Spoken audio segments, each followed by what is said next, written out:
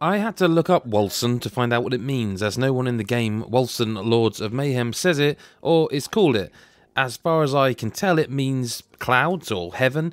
I still feel they've picked a random word out of a hat, but who am I to say that, right? And also, I don't know if I'm pronouncing it right still. Either way, it's been labelled as a Diablo clone when in actuality it's as close to Path of Exile or really any other ARPG as it is to Diablo.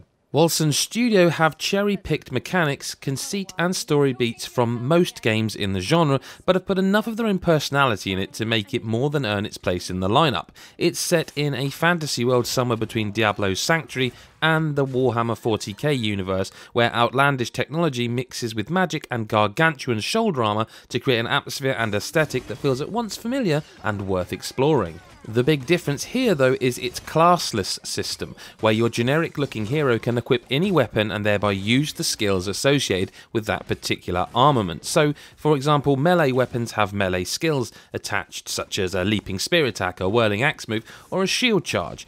If you equip two melee weapons or a two-handed weapon like a greatsword, staff or bow, you will increase your base damage in that group. However, a gun in the other hand will give you access to range skills, while a dagger opens up rogue skills and a catalyst allows you to cast spells. Swap the melee weapons for a shield and you can create a ranged tank where the pistol apes a shotgun, or a shield mage build. The options aren't endless, but the build diversity is massive, given that each level with a cap of 90 gives you a point to spend on a passive buff. Wolcen's Gate of Fates is a sprawling network of glowing nodes that increase things like attack speed, damage, toughness, etc., but they also have larger nodes that do things like add piercing damage to ranged attacks, or allow your evasive roll to carry you through enemy crowds.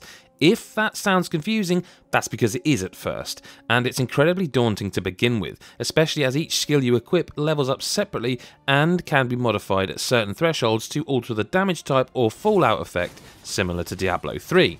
What this means is that alongside the four primary stats and which armour type you choose to wear, heavy, sorcerer, rogue or bruiser, the skills and passive improvements add up to one of the deepest and most satisfying progression systems I've played with.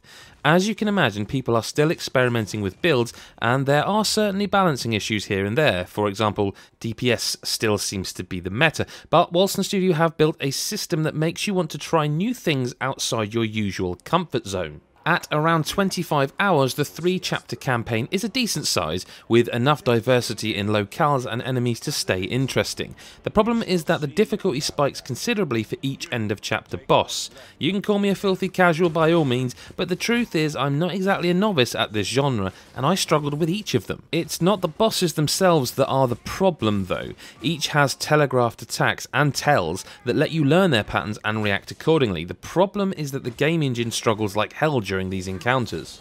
Sometimes you'll see no damage coming off and will suddenly die.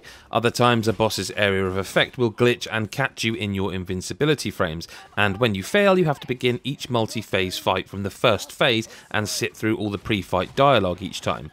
You can skip the actual pre-rendered cutscenes, but not the chatting. It makes failure feel frustrating when it should be something you learn from as you throw yourself back in and try to learn those attack patterns and hitboxes.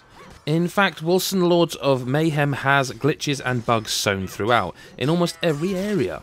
Sometimes the stash in town won't close, sometimes a tooltip will stay on screen until you restart, texture pop-in takes ages sometimes even on a powerful PC, and I encountered a late game bug that impeded story progress for almost half an hour as I had to repeatedly quit and reload into the game until it finally let me click on an area transition to move on. And these are just the issues that they can easily fix. Despite how much fun I've had, Wolcen does have other problems. The loot economy is not good. High-level bosses sometimes drop nothing but grey-vended trash, and the majority of one-handed weapons and shields I saw seemed skewed towards helping magic hybrid builds, which was disappointing. You can re-roll stats and gem slots on a weapon in town, but that costs you resources. There are also problems with damage over time effects not showing on your character or on the enemy. It's frustrating and it really needs to be patched. Visual bugs abound, such as inert copies of your character appearing on the landscape, or weapons showing in cutscenes minus the characters holding them. Multiplayer is fun enough for the most part, but because you can only be revived by another player, in solo play you have 3 revives before you have to return to a checkpoint and re-clear an area, but boss fights are even harder. End of chapter bosses have double the health in multiplayer, and when one player dies, there's every chance you're going to wipe and have to start again. And it doesn't help that the game can occasionally chug like an old tugboat when you've more than one player on screen. The endgame seems similar to Diablo 3's, where you can accept expeditions and quests and keep increasing the difficulty for higher rewards. The big addition is the Champion of Stormfall element, which sees you rebuilding the city in a rudimentary sim, spending resources to fix the damage done during the course of the campaign and unlock new quests, expeditions and rewards as you go. I don't know how long that will last, but being able to keep adding to my build and finding better loot is enough to keep me going.